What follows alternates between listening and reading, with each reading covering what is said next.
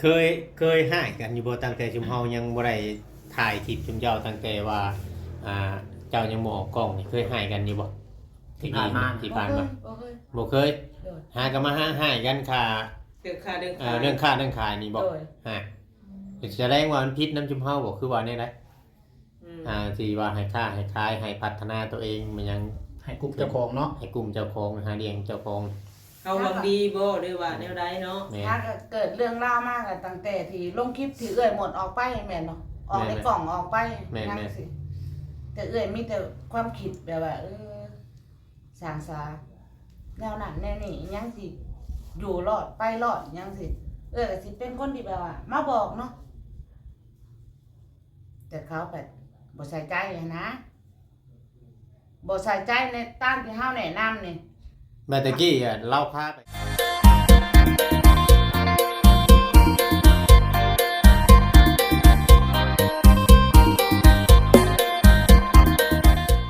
ครับสบายดีเนาะพี่น้องเนาะทักทายสบายดีพ่อแม่พี่น้อง FC เบิร์ดสุขุสุคนพี่น้องเนาะทางฝั่งลาวแล้วก็ฝั่งไทยอยู่ต่างประเทศนำเด้อแม่ FC พี่น้องเมื่อนี้ก็เกิดเรื่องเดือดพี่น้องกันเนาะก็คือว่าทางไอ้หมุดระบายเนาะพี่น้องเนาะเรื่องราวต่างๆนะพี่น้องกันเนาะโอ้ยเบามาเบิดบัดพี่น้องกันเนาะมียังเป็นอีหยังพี่น้องเลยติดตามเบิ่งนำกันพี่น้องเนาะเคยหายกันอยู่บ่ตั้งแต่ชุมเฮายังบ่ได้ถ่ายคลิปชุมเจ้าตั้งแต่ว่าเจ้ายังบ่ออกกล้องนี่เคยหายกันอยู่บ่ที่ผ่านมาบ่เคยหากันมาหายกันค่ะเรื่องค่าเรื่องเรื่องค่าเรื่องขายนี่บ่ฮะแสดงว่ามันผิดน้ำชุมเฮาบ่คือว่านี่ได้ที่ว่าให้ค่าให้ขายให้พัฒนาตัวเองมันยังให้กลุ่มเจ้าของเนาะให้กลุ่มเจ้าของหาเลี้ยงเจ้าของเขาหวังดีบ่หรือว่าแนวใดเนาะถ้าเกิดเรื่องราวมากกันตั้งแต่ที่ลงคลิปที่เอื้อยหมดออกไปแม่นเนาะออกในกล่องออกไปนั่นสิแต่เอื้อยมีแต่ความคิดแบบว่าสร้างสาแนวนั้นแนวนี้ยังสิอยู่รอดไปรอดยังสิก็สิเป็นคนที่แบบว่ามาบอกเนาะแต่เขาแบบบ่ใส่ใจนะบ่ใส่ใจในตามที่เฮาแนะนำนี่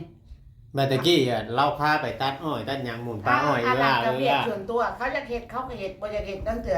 ล้างกล่องเขามาว่าเขาเฮ็ดแต่ว่าเอ้ยสู้แล้วบ่ตัดมีแต่เจ้าตัดบ่ปลาอ้อยน่ะเป็นบางเถื่อบางที่มันคันบ่เห็นหน้าเอ้ยเขาก็บ่เฮ็ดมันสิเป็นอันนี้มันสิเลี้ยงเอ้ยได้บ่ไปรอดบ่บอกง่ายๆว่าเจ้าอยากให้เราหาเลี้ยงเจ้าโดยตรงเลยบอกง่ายๆจ้ะก็คือแม่นบอกว่าเวียงเลยก็ยังให้แบบว่าจะเป็นลูกผู้ชายแม่นบ่จะมีหยังปรึกษากับเมียว่าเฮ็ดอันนี้อยู่รอดอันนั้นไปรอดหาสิอยู่จังได๋ขอสิเลี้ยงเจ้าแนวใดบ่มีคำปรึกษานอนก็คือเพราะว่าบางเทื่อครอบครัวกับบางเทื่อมันก็บ่แม่นแต่ว่าผู้ชายสิหาเลี้ยงขอก็บ่เลือกแล้วก็ยังว่าพกกดไปหาเลือกผู้ใหม่ก็ดีกว่าก็ว่าง่ายๆคือจิตใจของเรานี่ถ้าว่าผู้ชายบ่ได้ใจเราแล้วขอเดินจากนะบ่เวียงประมาณนี้แล้วเจ้าสิมาแล้วบ่ขอเอาให้คอยเว้าได้จังได๋ผู้หญิงบางคนก็ผู้หญิงหาเลี้ยงผัวก็มีผู้หญิงหาเลี้ยงผัวนี่คอยบ่เอาขอต้องการที่แบบว่าเขาก็มีหนูกับข่อยแล้วว่าง่ายกับผัวหาเมียเก็บนี่แล้วอันนี้บ่มีจางช้าบ่ได้มีแต่ข่อยนี่หาเลี้ยงข่อยก็อ้ายหมู่เอานี่หาอ้ายเลี้ยงหมู่ผัวอ้ายปู่แล้วก็อ้ายพ่อแม่อ้ายการที่ว่าลูกผัวมึงไปอยู่กับนำกันเนาะเป็นอันนี้หัวคิดหัวสั่งก็อ้ายพ่อและแม่ได้จ้ะก็นำพาหาบ่ได้เฮาสิมานำพาเขาเป็นไปบ่ได้ฮะเป็นผู้หญิงก็สมมุติว่าคือเอ้ยมีลูกน้อยก็ต้องนั่งเลี้ยงลูกผัวต้องใช้สมองหาทำมาหากินอันนั้นอยู่ได้ผัดบ่มีหยังเลยสมอยเลยเนาะ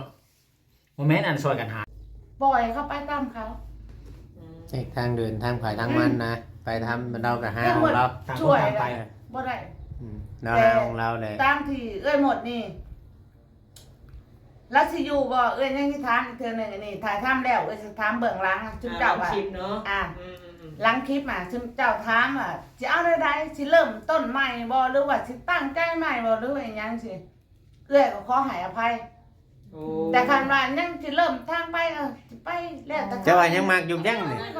เอามานั่งนำกันแล้วก็ยังบ่ ยังมักอยู่จักแก ซื้อกันต่อหน้าเลย บ่อันนี้ให้ถามเพิ่นหลังกล้องแม่นบ่ โอ้แต่ถ้าพ่อจ้อยมานี่ อ่า เปลี่ยนแปลงหรือว่าเปลี่ยนจาก คันว่าเฮา ก่ แนะนำมันนั่นไอ้นี่อ่ะบ่เที่ยงเฮาน่ะ มันก็อยู่กันรอดเฮานำแบบว่าเอื้อยเป็นผู้นำแม่นบ่แต่เจ้าเป็นผู้พังเจ้าก็เฮ็ดตามที่เอื้อยสั่งเอื้อยก็บ่ได้สั่งเสีย แบบว่ามีความผิดความแม่นก็ นั่น ให้ คือ มี เรา หัวกิจนั่นคือเราเฮ็ดบ่ได้แบบแนวทางตัวนี้นะ เฮ็ดบ่ได้เจ้าสิเปลี่ยนอาชีพใดเจ้าก็เฮ็ดเจ้าก็บอกออกมาให้ผู้ใหญ่เพิ่นพังอันนี้เครื่องกลางเครื่องกลางเอื้อยมาใส่สมองเงินก็เบิดแล้วเอื้อยก็เมื่อยเดี๋ยวจะปล่อยเข้าไปนะ ถ้าชั่วแล้วก็นานากันแบบบ่ได้ใจแล้วนะ อ่ะก็คือแบบว่าคือจังหวะเนี่ยคือหมดว่าไปอยู่บ้านนงมาแง้วนะถ้าลูกผู้นั้นมาพอกพ้นเกิดหมดน่ะเบิดเงิน5 ล้าน6 ล้านนะเงินของเอื้อยได้เอื้อยเฮ็ดงานเฮ็ดเวียกอยู่ในต ผู้ ลาด ใด ซิ บัด โน ลูกผู้ใด ลูกก๊อกของเพิ่นน่ะชื่อแบบโอยอ่ะชื่อ เรามาขอเงินบ่ ขอเงินขอนั่นขอนี่กินยาบ้าควายเมาไผสิอยู่ได้อ่ะพ่อกับแม่เป็นรับจ้างตัดอ้อยเนาะปลูกมันเสียหญ้าอ้อยเสียหญ้ามันแรงมากไม่เห็ดกับข้าวกับหน้าไผสู่ได้ชุมเจ้าซอยกันพังชูบ่ได้นี้จากดงมาแง้วมานี่คืออันนั้นแหละนี้จากลูกของเพิ่นน่ะมันชั่วมากินแต่แห้งก่อยมีเงินทุนเท่าไหร่ก็จกออกมาแบบว่าหมดนะจากที่ยังบ่ได้อยู่นํกันเนาะตอนนั้นก็ทำมาสั่งอาชีพของตัวเองขายเครื่องขายของเนาะแบบว่า เป็นลูกน้องเขาเป็นอาชีพอะค่ะเก็บกำเนาะเงินกำอีหยังนี่ไว้กับเพิ่นบัดมาอยู่กับเพิ่นแล้วลูกเพิ่นเป็นอันนี้เป็นอันนั้นไปจกเงินของก่อนของเฮ็ดเวียกงานน่ะก็เบิดไปหลายล้านเบิดเงิน5 ล้านตั้งแต่ไปอยู่กันมาดงมาแง้วบ่ฮอดเดือนมาพอกมาพ้นอย่างเดียวกินยาหมาควายยาเมาลูกชายเพิ่นน่ะบอกอยู่บ่ได้ข้าเจ้าเลือกลูกเจ้าอยู่กับลูก แต่พากันหนี้ออกแต่ฮัด กับพากันนี่ออกทหารแต่เพิ่นบอกว่าขอแม่ก็ว่าอยากเฮ็ดบุญกับเมียซะแล้วก็พาเจ้าไปคนสิเลี้ยงเจ้าดอกเฮ้ยว่าพอจ่อยว่านั่นนี่ ตอนนั้นบ่ แม่ ตอนที่ว่าสิเฮ็ดบุญนี่บ่ แล้วก็บอกว่าพออยากเฮ็ดบุญกับเมียเอาเจ้าสิหาเงินแนวใดวะแล้วเพิ่นก็ว่าเบิดความคิดแล้วนั่นนี่เพราะว่าเพื่อนนี่เพิ่นก็ช่วยเหลือกันมาเนาะผู้ใหญ่เพิ่นช่วยเหลือมาคันว่าเพิ่นตายไปแล้ว คือลูกก็บ่ช่วยทั้งนี้แล้วก็ลูกก็เป็นอันนี้แหละอันนี้เว้าในหลังกล้องเนาะหลังคลิปแม่นบ่ แต่จุมเจ้าคุยกันตะกี้บ่ง่ายๆจ้ะ แล้วก็เพิ่นก็เลยบอกว่าถามคนข้างบ้านเนาะสื่อสาวนางเนาะคนในข้างบ้านดงมะแงวข้างบ้านที่เพิ่นชื่ออะไรฮับชื่อหยัง ผู้ชื่อดินบ่ง่ายๆจ้ะ ชื่อดินชื่อเฮือนนั่นน่ะก็คือสาวนางบ้านดงมะแงวแล้วก็เพิ่นบอกว่าเบิดสอกหาเงินแล้วทางนั้นทางนี้ก็บ่ได้เลยอยากเฮ็ดบุญกับเมียเพิ่นว่าก่อนสิเอาข่อยออกมา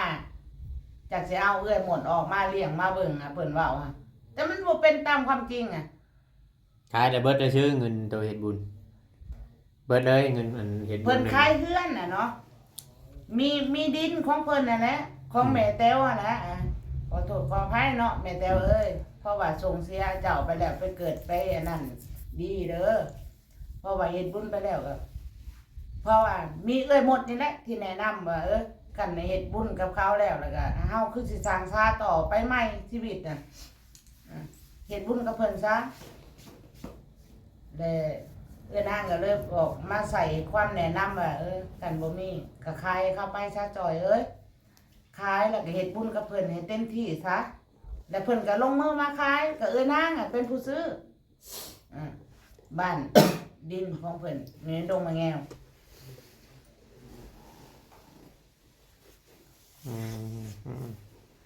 เฮ็ดบุญกับเพิ่นจากเด้อที่เฮ็ดบุญเนาะเพิ่นก็มีเงินยืนซุมื้อลูกจากขายเฮื เพื่อนอันนั้นฮะจากขายเพื่อนขายดิน ได้อยู่40,000นะได้อยู่40,000นะ คือว่า50,000จ้ะตอน 50,000นะคืออันนี่มันลังคลิป50,000นะเพิ่นเอาบ่ได้น้องสาวเพิ่นเอาบ่ได้อันนี้ ไปดงแง่รถเขาเจ้าอยากได้ข่าวว่าเรื่องขายดินขายดอนเพราะว่าชาวนางเป็นผู้ถ่ายคลิปถ่ายทำอีหยังเบิดทุกอย่างลังคลิปนะว่าให้ได้ แสดงว่าขายดินนี่40,000 40,000 บัดนี้พออันตอนนั้นข่อยว่าจะขายคืนนั่นเพิ่นว่า53,000เนาะ แต่ว่าให้เพิ่นน่ะให้เว้าชาวนางบอกว่า ให้เว้าว่า50,000ให้เว้าว่า50,000แต่ว่าจ่าย ขายจุ่มขายบ่จอยกันเนาะ40,000กันเนาะ กับเพิ่นเฮ็ดบุญกับเมีย มันมีคนบังคับบ่เฮ็ดบุญคือว่าแนวใด ก็คือมีชาวนางอ่ะนะ แล้วเป็นไอ้น้องกันบ่ เขาบ่ได้เป็นเอื้อน้องเป็นคนเฮือนไก่เขาเป็นคนเฮือนไก่แล้วเขาอยากได้เนาะน้องเพิ่นอยู่กรุงเทพอิหยังสิอยากเอาเพราะว่ามันดินดอนตอนหยานั่นมันติดกับของน้องชายเพิ่นแม่นบ่เพิ่นอยากได้ต่อเรื่องเลยนะทางข่าวทางออกมันก็ง่ายเพิ่นก็บังคับขายอิหยังสินะก็บ่ได้เต็มใจขายเราก็จะเฮ็ดบุญกับเมียแหละนะแล้วเรื่องมากอ่ะปัญหาที่เอาข่อยไปอยู่แล้วก็ลูกชายเพิ่นเฮ็ดกับข่อยแนวนี้เพิ่นก็ได้ขายแล้วเฮ็ดบุญให้มันแล้วมันทั่วก็แบ่งเงินให้ลูกฮะคนละล้านหรือ2ล้านนี่แหละคนละพันน่ะนะคนละพันจากเรื่องที่ฝากเงินไว้เฮ็ดบุญน่ะก็มื้อที่เฮ็ดก็มื้อเฮ็ดบุญกับอันแม่แต้วอ่ะก็เกิดเรื่องเกิดราวนั่งแต่ค่าฮักก็เด้ก็เดินทางเฮ็ดบุญแล้วเขาก็ไปเฮ็ดเวียกงานกับพ่อจ่อยแม่นบ่ แยกทางกันเลยแนวบุญ แยกทางกันเลยเฮ็ดบุญแล้วก็แยกทางไปทำมาหากินแล้วก็มาเกิดเหตุกันที่ว่านักแต่นค่าฮักรถตั้มคือไปเฮ็ดมื้อเฮ็ดบุญกับแม่พ่อแม่ยังบ่ได้มาแต่ลูกข้าวจัดแบบว่า มีคนบังคับให้ชาวนางแม่นบ่เฮ็ดบุญเฮ็ดศีลก็สิไปบังคับกันบังคับเพราะว่าขายไปแล้วเจ้าต้องมาเฮ็ดบุญในภายมื้อนี้ข่อยอยากมั่งเฮือนข่อยอยากเฮ็ดอันนั้นอันนี้มันเป็นที่ของเขาแล้วนะที่เขาบังคับเฮ็ดอันนี้เจ้าไปถามขายดินมันยังให้ได้ให้เฮ็ดไว้แล้วเพิ่นสิมาเฮือนออกแม่อ๋อแต่คู่มื้อนี่จักมั่งหรือบ่มั่งก็บ่ฮู้แต่บังคับแล้วก็บ่ได้เข้าไปอันนี้นั่นแหละต้องจากปากเราบ่หรือว่าอะไรนี่ยินจากปากไผจากนางเนาะหรือว่าอะไรนี่ยินจังได๋ก็เว้าแอนกันสิได้ยินอิหยังก็นั่งอบรมกันมันบ่แม่นหลังกล้องอันนี้เอ้ยเว้าคือว่าเราร่วมกันในตอนนั้นในตอนตั้งแต่ขายดินได้เฮ็ดบุญขายทั้งดินทั้งเฮือนนะเนาะขายเบิดนะน้ำหั่นน่ะว่าง่ายๆซะมันดินมันบ่ได้แม่นขายให้นางขายให้น้องเราน้องเราเป็นผู้ชื่อชาวนางเราก็เฮ็ดคลิปอยู่คลิปชาวนางบ้านดงมะแง่วนะเจ้ากดเบิ่งช่องมีอยู่มีเบิดมีหลักฐานเบิดอันนั้นนี่ถ่ายลังคลิปมีเบิดขายแล้วก็มอบเงินฝากไว้กับเพิ่น30,000เสียไว้เฮ็ดบุญ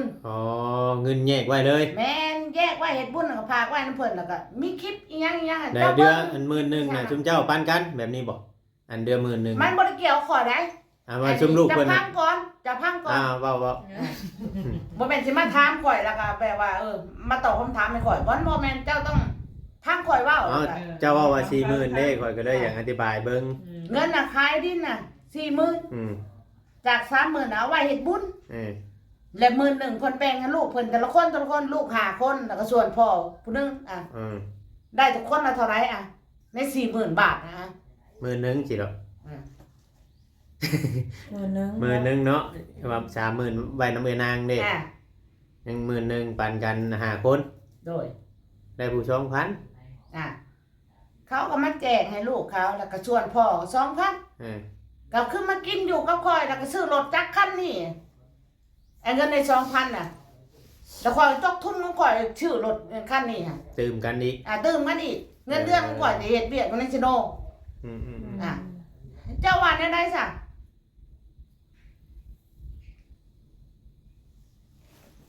มันผ่านไปแล้วอยากให้มันจบชักในเรื่องขายดอกขายดินแม่นแล้วบ่เก็บมาเว้าซะมันผ่านได้ซะมีแต่ว่าเอา เอาปัจจุบัน จุบันมีแต่แล้วเจ้าก็จังน้อยก็โอ้ลมกับเราไหมคำว่าสิว่ามีเรื่องสิคุดลมกับเราแหละคำเราสิยอมเปลี่ยนยอมแปลง จะเว้าน้ำเล่าก่อนเนาะ แม่ เป็นเมียน่ะส่วนตัวเว้าคุยกันเบิ่งดูดูว่าสิให้ทางเฮาบ่ บ่ยันแบบว่า ถ่ายชุดเจ้านี่ไปถ่ายถ้ำซะแล้วก็ถามแล้วแล้วกลับมาถ่ายกับข่อยไปนี่เขาตอบได้ไรแล้วก็เอาคำถามที่เขาตอบมาแล้วก็มาถามเอื้อยจะตอบได้ไรเอาแล้วนี่มันถูกต้อง เฮาถามแล้วเมื่อกี้นี่เฮา อัน ถาม นี้ไปถามใหม่อ่ะ ถามใหม่อีก ให้โอกาสใหม่ ให้โอกาสใหม่ให้ไปถามใหม่ เดี๋ยว แล้ เรา วก็ เปลี่ยนใจเด้บางเรื่อง แม่นบอกคนเฮาน่ะมัน ต้องให้โอกาสเนาะดีแล้ว ถ้าว่า จะ ทาง คิดซะ ทางพ่อจ้อยเพิ่นเปลี่ยนแปลงเจ้าสิเอาแม่นบ่ เอื้อยนี่พร้อมให้อภัยคือตั้งแต่ลูกเต้าอะแหละคันฮู้ว่าผิดฮู้ว่าถูกเอื้อยก็ให้อภัยเสมอเพราะว่าคนอย่างเกิดมาชาติเดียวนี่จะให้อภัยคนตลอดไปไปว่า เราก็สิฮักเจ้าแห้งนั่นแหละฉันเราบ่ให้ดอกค่อยว่า เขาให้ก็ซ้ำนั่นแหละให้แกล้งหน้าบอกก็บ่ฮู้ ว่าเรา ก็ เคย บ่มี บ่กำลังบ่ฮักบ่แพงนี่บ่ให้ได้ เนาะ ดูผู้ชายเนาะ เพราะว่าบ่มีภัยแหละเด้ซะก็เห็นบ่นางแต้ไปครอบครัวของเขานางตุ๊กก็อยู่ครอบครัวของเขาเราสิกลับไปอยู่บ้านของลูกก็เราอยู่ผู้เดียวเราสิไปแล้วก็ป่วงบ้าคันบ่มีเอื้อยอยู่เอื้อยดึงอยู่หั่ อั น นนั้นแหละจังว่า แล้วบ่ยอม คืน หัก ดีกัน คำเอื้อยว่า เนาะ อันนั้นนี่ อย่าละพวงบ้าแล้วไปจังให้เจ้าละคืนดีกับเรา ว่าเนาะเคยพาเมียสิกับเมียป้าสิกับพวง ให้ไป บ้าน ถามเขาแล้วก็มาถามเอื้อยอีกต่อ เลย โดยอ่ะจบคลิปเนาะ เด้อ เอื้อยก็เมื่อยแล้วเนาะ เด้อ สบายดีเด้อเสยเด้อ สบายดี สมควรเราเนี่ยเนาะข่าว เอาคืออะไรเนี่ยเฮ้ย ให้อภัยนี่เสมอเนาะ โอ้ยแม่ความ เป ย ลี่ อย น ม แปลง ปล่อยจอย ไปฟัง คลิปนี้ก็จะประมาณนี้อีพีพี่เนาะแต่ว่าผิดพลาดต้องกับขอโทษขออภัยอะไรอ๋อพอจอยเอาพอจอยไปพุ่นบาทมาถามในคลิปเดียวกันเด้วยสามพี่น้องจังได้พอจอยพอจอย เราอยากเราว่าเราสิเมื่อแล้ว สิเมื่อแล้วบ่แต่ตัดสินใจแล้วบ่สิไปเก็บเครื่องบ่ เราอยากไปเก็บเครื่องเก็บของแล้ว ตัดสินใจแน่ๆเลยเนาะ ไปเก็บเครื่องเก็บของก็เก็บเครื่องเก็บของแล้วเฮาก็สิปล่อยให้เจ้าเก็บเครื่องเก็บของแล้วชุมเฮาก็สินำเมื่อผู้แน่ฮอดเจ้าฮอดเฮือนฮอดชานผู้แน่เนาะ ให้เราพักผ่อนนะ แม่น คือเมื่อกี้นี่เอ้ยหมุดเพิ่นว่าคันว่าทางอาจอยนี่ยอมเปลี่ยนแปลง เช่นแปลง ก็ เนาะ ว่าสิให้อภัยอยู่เนาะ แม่ เปลี่ยนแปลงแนวได้นะ เปลี่ยนแปลงแล้วก็ฟังความที่เราบอกที่เราแนะนำให้เฮ็ดอันนั้นเฮ็ดอันนี้แล้วบ่ให้เถียงความเราเว้าในนี้นะ คือเถียงเราอยู่บ่เราบอกให้เฮ็ดนะ คือคอยถามเราบ่เคยเถียงบ่เคยเว้าบ่เคยว่าเนี่ย นี่บัดเราเว้าคือว่าคันบอกหลายว่าเถียงความว่าซั่นเนาะว่าเวียงเมื่อกี้นี่เนาะ เอ้ามีแต่ว่าในเมื่อตัดสินใจได้เฮาก็บ่ได้สามารถที่จะอันนั้นอันนี้ให้ผู้นั้นผู้นี้พี่น้อง บ่ ตัด ห้า สิ ม นใจ แต่ แม่ เนาะ นแม่นแม่นคือว่าให้เราปล่อยให้เราเก็บเครื่องเก็บของในเมื่อประจอยเราก็ตัดสินใจแล้วเฮาก็เว้าแล้วเราก็ยังอยากให้เฮามาถามใหม่อยู่ก็สิบ่ถามซ้ำอีก เพราะว่าเราก็ทำใจแล้ว ให้เราทำใจ โมเมนต์ที่เมื่ออยู่ผู้เดียวเลยจะเป็นบ้าเป็นงัวคือเราเว้านะแม่นบอก ป่วง บ่ เป็ เป็น นบอกบ่ปวงเนาะ บ่ บ่ปวงเนาะ คอยบอกเราแล้วว่าบ่ต้องคิดอย่างมากมาย บ่ต้องปวงบ่ต้องปวง อืม สิปวงเฮ็ดหยัง สิไปคิดอย่างมากมายแล้วก็โตใดที่ว่ามันบ่แม่นของเฮามันก็บ่แม่นคือเก่าเจ้าสิเอา คำว่า ดึ เพิ่น งไว้มันก็บ่อยู่ จับมาเป็นคู่มันก็เป็นคู่กันอยู่หั่นเนาะ แม่น อันนี้เพิ่นแสดงว่าเฮาบ่แม่นคู่แท้นะ คือเราเอานะ กูร้อง เรามาคืนนี่มีเราตีเราทุบเราอยู่นี่นะ บอก บ่ ถึงเมียตีเมื่อคืน บ่ว่าติ แต่ ถึง เรา ไม่ บ่ ตี สู้อ่ะ เจ้าบริสุทธิ์มันบ่คือบ่สู้ได้จักบาท บ่กล้าสู้แล้ว ลูกผู้ชาย เนาะ เนาะ ลูกผู้ชายต้องให้คันสู่ผู้หญิงมันก็แพ้กูเถื่อแล้วเนาะบ่เวียง คอยเราเว้าคอยจัง เราให้เกียรติผู้หญิง ให้น้ำเราบ่เจ้าน่ะ คอยต้นลาคอยบ่จักได้สิว่า บ่ ไว้ ช่วยให้นำ จอยสองจอยให้ใช่ คือ กั ว่าน นั่งน้ำกันนั่งเฮียงกันนะก็กอดกัน จอยคือกันเนาะ แล้วก็ให้กำลังใจเราให้เราสู้ต่อไปให้เราพักผ่อน สู้ๆว่าเป็นหยังดอก อืม มันชีวิตนี่มันต้องมีทางเลือกแต่ก็ทางออกเสมอเดี๋ยวมือหนึ่งเจ้าหักเสียน พ่อคนที่จริงใจแต่พ่อคนที่ใช่ตอนนี้มันยังบ่แม่นก็ทำใจไปก่อนเจ้าอยู่มาตะกี้ก็ยังอยู่ไรเด้ผู้เดียวก็ยังอยู่ไรดีว่าไปจังนี้ อย่าไปคิดว่ามึงอะฮอดหาเราหาเบียร์มากินนี่บ่ได้เอาได้แบบนั้นอย่าเฮ็ด เจ้าบ่ได้กิน แบบ บ่ บ่ ตัวเจ้านี่บ่ได้กินเหล้าเบียร์ บ่ได้กิน เออ เมื่อก็อยู่ปก แต่ ติ สิ คือก ลั เจ้า บมาอยู่นู่นสันคือเก่าบ่ โดย เออ กินบ่ได้กินจอกหนึงก็แม่นนอนเบิดมื้อ เจ้านะ แม่น เออ ไปบ่ได้รถ อืมอย่าไปคิดได้ว่าอกหักเลยสิไปกินเหล้ากินเบียร์ทมบ่ได้เด้ สิปวงน่ะเนาะ แม่นเพราะว่าคือข่อยเว่าหั่นน่ะถามว่าในเมื่อถ้าว่าเจ้าอยู่แต่เจ้าหรือว่านั่นก็ผู้หลักผู้ใหญ่เพิ่นยังเบิ่งอยู่ตอนนี้น่ะที่ว่าที่ผ่านมาที่ข่อยเล่าให้ฟังนี่ที่ว่าเพิ่นสังเกตเบิ่งเมียเจ้าว่าเจ้าอยู่กันในสิรอดบ่เพิ่น FC นี่ยังว่าโอ้อย่าให้เด้บัดชื่อหวยคือบ่ถูกจังซั่นจังซี่ บัดนี่บัดคือแม่นแท้ว่าเพิ่นถ้วยก็แต่คุ้มข่อยเริ่มทายถามเจ้าพุ่นนะเพิ่นถ้วยมาน่ะบัดชื่อเลขนี่เป็นหยังคือผิดวะบัดเว้าเรื่องแบบนี้คือนั่นน่ะนี่แหละพี่น้องเอ้ยเฮาบอกอยู่คือทางบ่เวียงนี่บางเทื่อบางทีก็อาจสิเว้าตรงเกินไปเลย FC ก็เคยลาเว้าง่ายๆซะบ่ตรงไปหลายเลย FC ลาว่าเฮาใช้ได้เนาะนู่นนั่นนี่มันบ่นั่นนี่ดอกพี่น้องเอ้ยมีแต่ว่าเอาตาม FC เห็นแล้วก็เอาตามความเชื่อเนาะแบบความจริงโดยที่ว่าโมเมนเรื่องตกแต่งเนาะเห็นมันเป็นเรื่องที่ว่าความจริงเลยโดยตรงเลยแหละอันนี้นะมีแต่ว่าเป็นกำลังใจให้พ่อจอยบ่ต้องคิดหลายเด้อพ่อจอยเด้อ โดย สู้ทีมงานเว้าน้ำเพิ่นต่อเด้อ โดย บ่เวียงกะสิจบคลิปก่อนพี่น้องเนาะถ้าว่าผิดพลาดประการใดก็ต้องกราบขอโทษขออภัยซี่พี่น้องเนาะมีแต่ว่าเราสิเก็บเครื่องถ้าว่าผิดพลาดก็ต้องกราบขอโทษขออภัยหลายกล่าวคำว่าสบายดีพี่น้อง